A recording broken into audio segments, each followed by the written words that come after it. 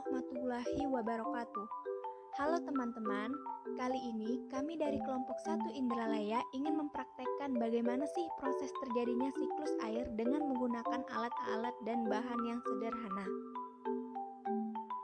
Untuk melakukan percobaan, siapkan terlebih dahulu alat dan bahan yang akan kita gunakan, yaitu pertama 1 liter air, kedua 2 buah mangkuk atau wadah kecil, ketiga batu es, keempat kerikil, kelima plastik, keenam karet gelang, dan ketujuh 2 buah wadah besar.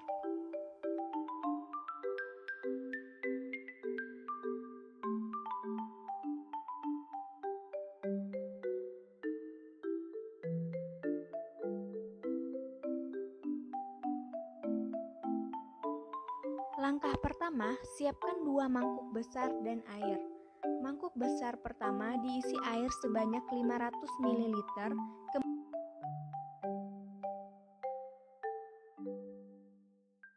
Kemudian letakkan mangkuk kecil di atas permukaan air. Lakukan hal yang sama pada mangkuk besar yang kedua.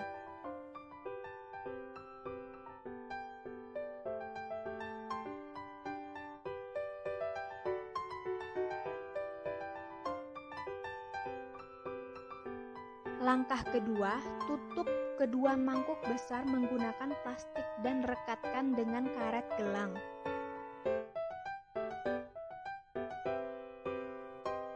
Langkah ketiga, masing-masing mangkuk besar diberi perlakuan yang berbeda.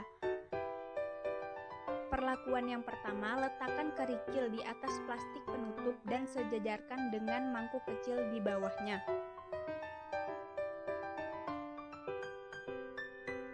Perlakuan yang kedua, letakkan batu es di atas plastik penutup dan sejajarkan dengan mangkuk kecil di bawahnya.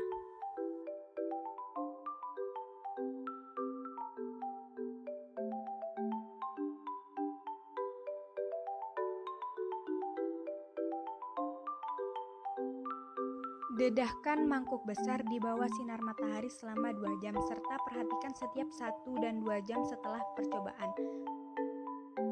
Setelah 1 jam percobaan, kita perhatikan kembali. Pada perlakuan 1, bagian bawah plastik terdapat buliran embun. Pada perlakuan 2, bagian bawah plastik terdapat embun dan buliran air serta batu es yang telah mencair. Setelah 2 jam, pada perlakuan 1, bagian bawah plastik terdapat buliran embun dan tetesan air. Pada perlakuan 2, bagian bawah plastik terdapat buliran embun dan tetesan air yang lebih banyak dibandingkan pada perlakuan 1. Setelah 2 jam percobaan, kita sisihkan dan ukur air yang ada di dalam mangkuk kecil. Pada perlakuan 1 terdapat sedikit air di dalam mangkuk kecil dan pada perlakuan 2 terdapat air yang lebih banyak di dalam mangkuk kecil dibandingkan pada perlakuan 1. Selanjutnya, kita ukur air yang ada di dalam mangkuk besar. Pada perlakuan 1, airnya lebih sedikit, dan pada perlakuan 2, terdapat air yang lebih banyak di dalam mangkuk besar dibandingkan pada perlakuan 1.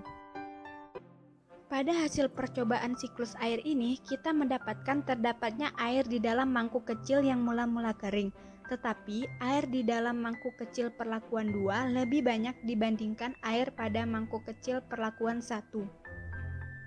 Kira-kira kenapa ya volume air pada masing-masing mangkok dapat berbeda? Oke teman-teman, kali ini kita akan membahasnya ya. Pada percobaan kita mengenai siklus air yang diberi 2 perlakuan yang berbeda, terjadi perbedaan volume air dalam mangkuk kecil juga. Pada perlakuan 1 yang menggunakan air dan kerikil hanya terjadi evaporasi, yaitu proses perubahan molekul cair menjadi gas atau uap air. Pada perlakuan 2 yang menggunakan air dan es batu memiliki volume air lebih banyak karena terjadinya proses evaporasi dan adanya es batu yang mengalami penguapan membuat suhu sekitar menjadi lebih rendah sehingga proses terkumpulnya uap air menjadi lebih banyak. Dengan terbentuknya uap air ini, selanjutnya akan mengalami pengembunan atau kondensasi. Dengan terkumpulnya embun ini atau hasil dari kondensasi, pada bagian bawah plastik penutup membuat massa dari embun air tersebut semakin lebih besar sehingga akan jatuh menjadi tetesan air atau bisa kita sebut dengan presipitasi. Dari hasil presipitasi inilah yang membuat tetesan air yang ada di dalam mangkuk kecil.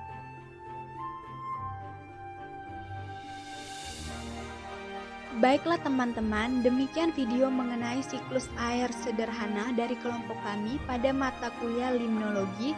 Terima kasih sudah menonton dan semoga ilmunya bermanfaat untuk kita semua.